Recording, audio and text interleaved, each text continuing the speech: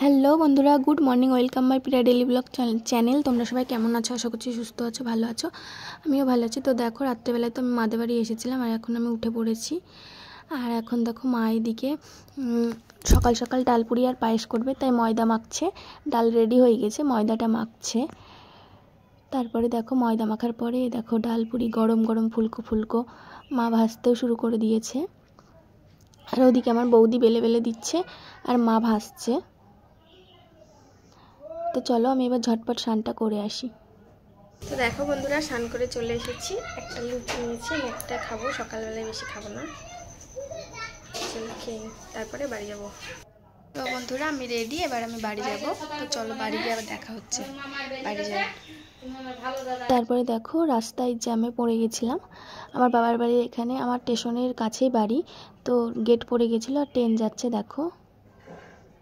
তো দেখো বন্ধুরা আমি বাড়িতে চলে এসেছি আর এসে জামা চেঞ্জ করে নিয়েছি, ঘরটা মুছলাম আমার, একটু বসলাম। এবার রান্নার দিকে যাবো, শান্ত করে এসেছি। তো চলো আজকে কি রান্না করলাম।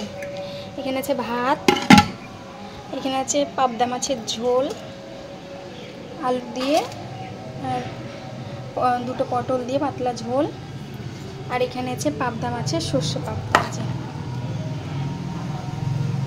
তো এই ছিল আজকে আমার রান্না বন্ধুরা, এই ছিল আজকে আমার রান্না। তো চলো এবার ছেলেকে স্নান করে নিই, তারপরে খাবো।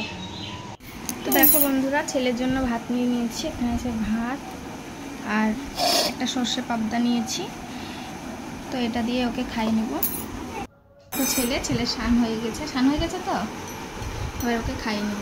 চলো। তো দেখো বন্ধুরা, ছেলেকে খাওয়ানোর পরে আমি নিজেও খেয়ে নিয়েছিলাম। তারপরে এই যে আমার পাগলাটাকে ঘুম পাড়িয়ে দিয়েছি।